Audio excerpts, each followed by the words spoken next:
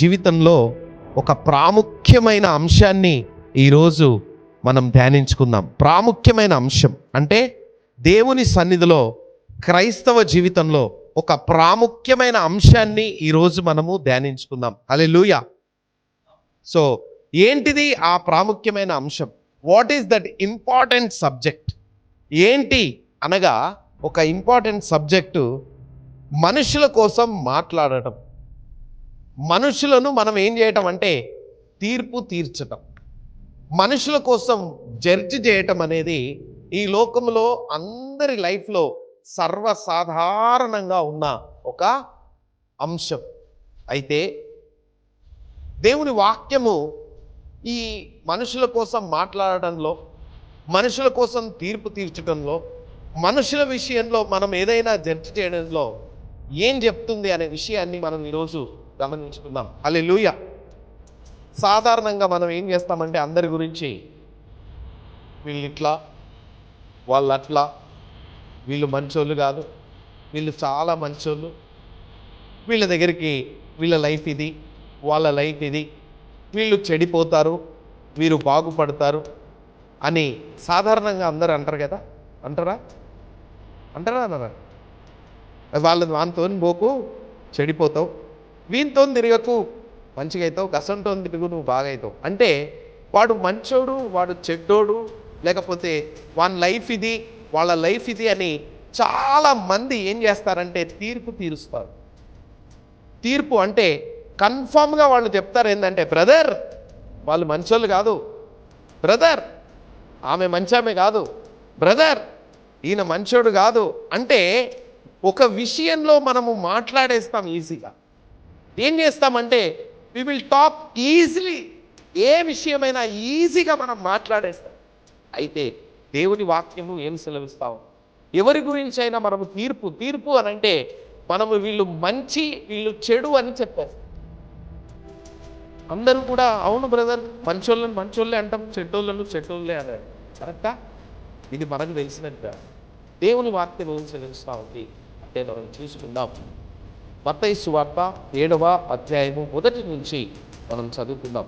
దేవుని వాక్యం ఏం సెలవిస్తుందంటే యేసయ్య ఏమంటున్నాడంటే, మీరు తీర్పు తీర్చొద్దు, మీరు వీళ్ళు మంచి, వీళ్ళు చెడు, వీడు ఇంతే, వీడు బాగుపడడు, వీని లైఫ్లో వీడు దేనికి పనికిరాడు, వీడు వేస్ట్, ఈమె వేస్ట్, ఈమె జీవితం అంతే, ఈమె లైఫ్ అంతే అని ఎవ్వరు కూడా ఎవ్వరి గురించి అనొద్దు అని దేవుని వాక్యం సెలవిస్తా ఉంది. హల్లెలూయా.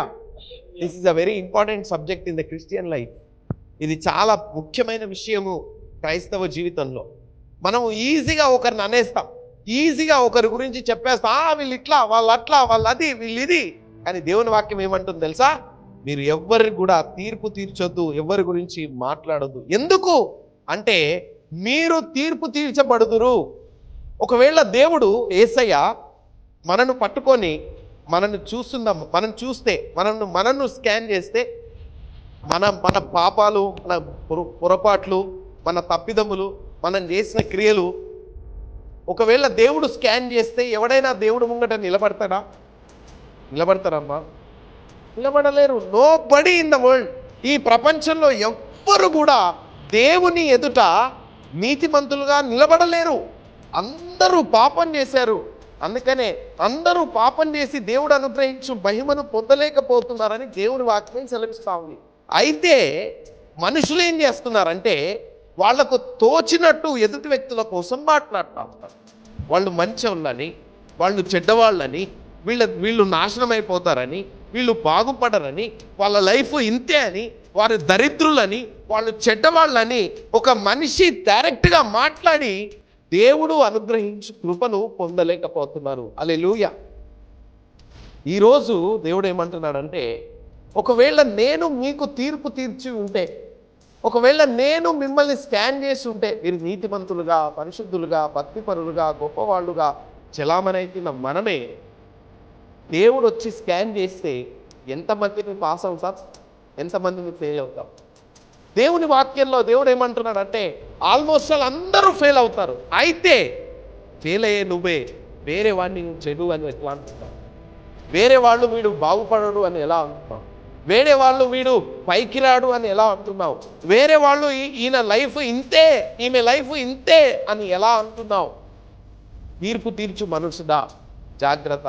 తీర్పు తీర్చకుడి, మీరు తీర్పు తీర్చబడదు. క్రైస్తవులు, దేవుణ్ణి నమ్ముకున్న వాళ్ళు, దేవుణ్ణి పట్టుకున్న వాళ్ళు ఈ విషయాల్లో పొరపాటు చేసి దేవుడు అనుగ్రహించు మహిమ ఆశీర్వాదాన్ని దూరం అవుతున్నారు.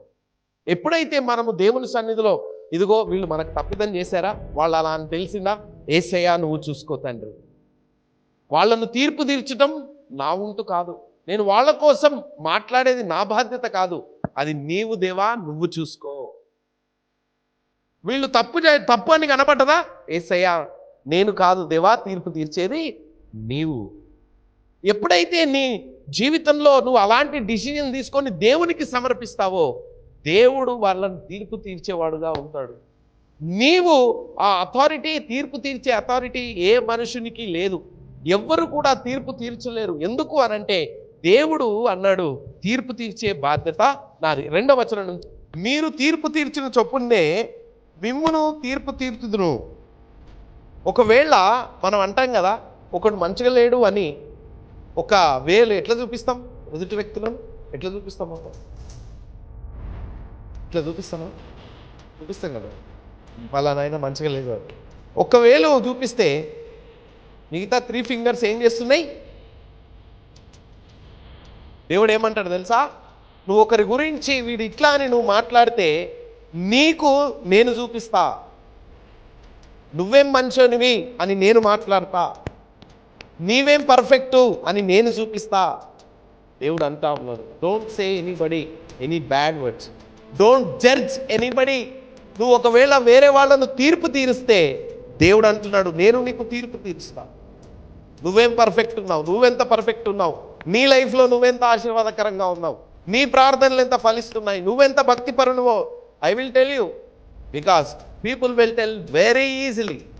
చాలామంది ఈజీగా మాట్లాడేస్తారు, ఈజీగా అనేస్తారు, ఈజీగా ఎదుటి వాళ్ళ గురించి దాన్ని ఏమంటారంటే నాలికే నరం లేదంట, ఎటు పడితే అటు మాట్లాడుతూ ఉంటుంది, ఏది మంచిగా దొరికితే అది మాట్లాడుతూ ఉంటుంది కదా. 4 ఆడోళ్ళు ఒక దగ్గర ఉంటే ఎత్తుడాలి, వాళ్ళు ఇట్లా, వాళ్ళు అట్లా, ఇవి ఇట్లా, ఆమె అట్లా, వాళ్ళని ఇది మొత్తం ఇదే ఉంటుంది. బట్ దేవుని వాక్యం ఏం సెలవిస్తుంది అనంటే తీర్పు తీర్చు మనుషుడా, నీవు కూడా తీర్పు తీర్చబడతావు. 3వ వచనం, నీ కంటిలోనున్న దూలము నెంచక నీ సహోదరుని కంటిలో నలుసు నువ్వు చూచుట ఎలా? నీ కంట్లో ఉన్న దూలాన్ని నువ్వు చూస్తలేవంట. దూలము అంటే తెలుసా? దూలము అంటే ఎవరికైనా తెలుసా? ఎవరికి తెలుసు? అమ్మ చెప్పు, దూలం అంటే ఏందమ్మా? దూలం అంటే ఏంది? అక్కడ కరెక్ట్ అమ్మ. పల్లెటూరులలో ఏం చేస్తారు? దూలాలు కడతారు కదా. వాళ్ళ కంట్ల పెద్ద దూలం ఉంటుందంట, కానీ ఎదుటి వ్యక్తుల చూసి చిన్న నలుసు కనబడితేనే అగో వాళ్ళ కళ్ళ నలుసున్నది, వాడు ఎట్లా చూస్తాడు, వాళ్ళ కళ్ళు ఎట్లున్నాయి అని ఎదుటి వ్యక్తులకు చెప్తామంట. వాళ్ళ కళ్ళలో పెద్ద పెద్ద దూలాలు ఉంటాయంట. ఫస్ట్ అంటారు కదా, ఫస్ట్ మనం చక్కగా చూసుకొని మాట్లాడాలి. దేవుని వాక్యం సెలవిస్తుంది, it is not mine word, ఇది నాది కాదు వర్డ్, ఇది నేను ఏం చెప్పట్లేదు. అందుకనే దేవుని వాక్యం ఏం సెలవిస్తుంది అంటే ఎదుటి వ్యక్తులతో మాట్లాడినప్పుడు, ఎదుటి వ్యక్తులకు నువ్వు తీర్పు తీర్చినప్పుడు, ఎదుటి వ్యక్తులతో నువ్వు సంభాషించినప్పుడు నీ సంభాషణ ఉప్పు వేసినట్టు ఉండాలి. నీవు లోకానికి ఉప్పు అయినావు. ఈ లోకము నీ ద్వారా ఏం పొందాలి అని అంటే ఈ లోకము రుచి పొందాలి నీ ద్వారా. ఉప్పు ఎందుకు వాడతారమ్మా? రుచి కోసం వాడతారు. ఏం వండినా లాస్ట్కు ఆ 10 రూపాయలు ఉప్పు తీసి వేయకపోతే అది రుచి కాదు. అందుకనే మీరు లోకానికి ఉప్పై ఉన్నారు.